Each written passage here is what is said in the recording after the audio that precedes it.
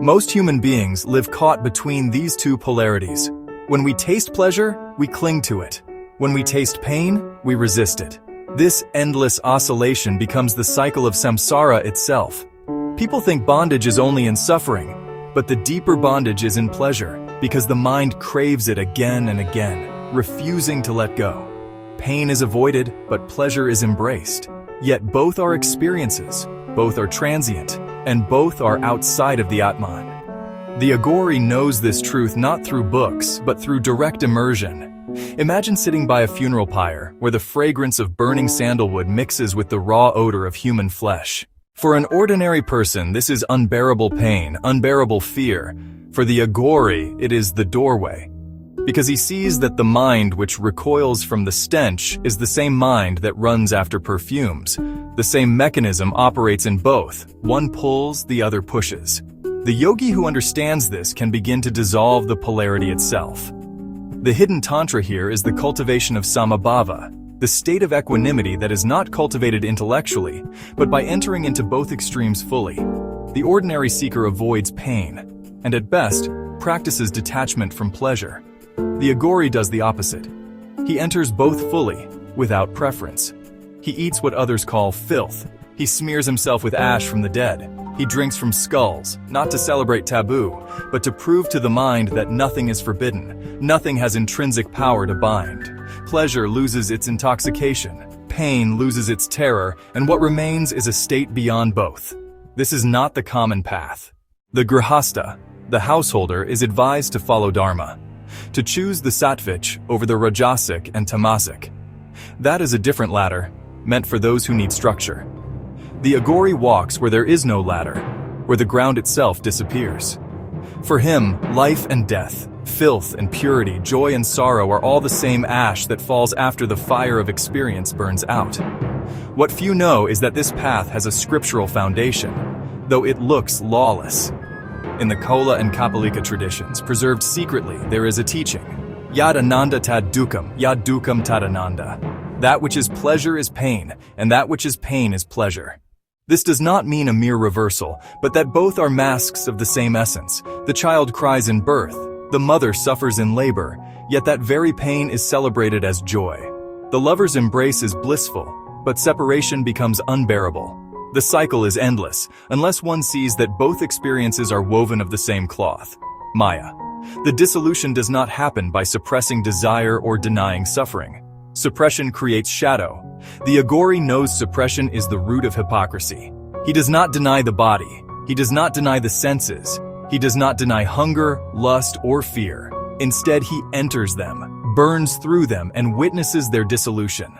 For him, lust is no different than anger. Hunger is no different than fasting. Life is no different than death.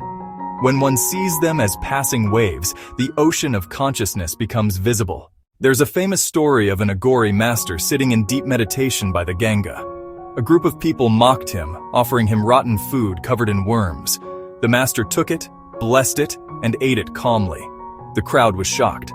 Was this strength? Was this madness? Neither. It was freedom. Because in that moment, pleasure and pain lost their hold. The taste of rot was no different than the taste of sweetness, for the one who has seen beyond taste itself. The hidden Tantra here is that the senses are not the enemy, they are doors.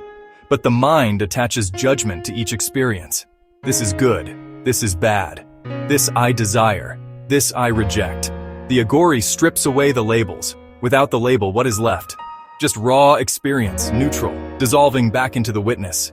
In the cremation ground, one sees families weep for their dead.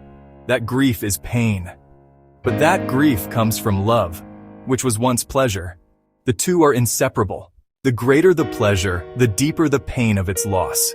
This is why the Aghori says, do not be fooled by either. Step out of the game itself. When one truly dissolves the polarity, something remarkable happens. A state arises where bliss and sorrow are the same vibration. It is called ananda, but it is not pleasure.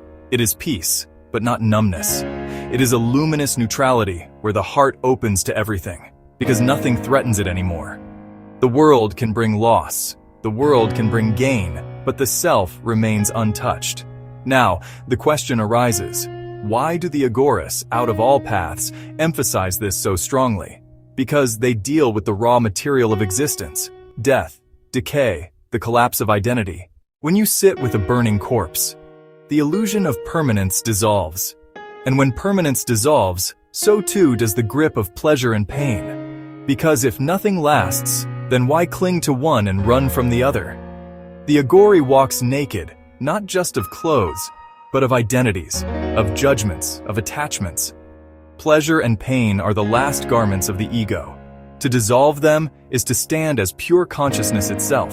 That is why their practices look extreme, because they are burning away the most stubborn chains. This is not for everyone. For most people, the path is to live ethically, cultivate virtue, and practice devotion. The Aghori path is for those rare souls who must burn karma rapidly, who cannot afford the slow path.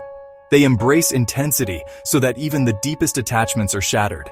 And yet, their message is not foreign to us. Even in the Bhagavad Gita, Krishna says, Sukha dukhe same kurtva, labha labhau jaya jayao. Be the same in pleasure and pain, gain and loss, victory and defeat. This is yoga. The Aghori simply lives this truth without compromise. If you, listening to this, have ever wondered why life feels like a seesaw, why joy never stays, and why pain seems unbearable, it is because you are still caught in the duality. The invitation is not to run away from life, but to see through it. When you eat, taste it fully. When you grieve, feel it fully. And then watch both dissolve. That watching is freedom. The hidden Tantra of dissolving pleasure and pain is the revelation that the self was never touched by either. The waves rise and fall, but the ocean remains. The fire burns, but the ash is the same. The Aghori reminds us that beyond every mask of experience, there is only the eternal witness Shiva, who plays as all things but is bound by none. If this has resonated with you, if some part of you feels both the terror and the liberation of this teaching, then know that you are not alone. This path is for the courageous, but courage grows when shared. Subscribe to the Aghori Code so that we can keep walking into these forgotten truths together. And in the comments, share your own experiences of pleasure and pain, where you have seen them dissolve or where you still feel their grip. In sharing, we remind one another that the fire of wisdom still burns, even in this age of darkness.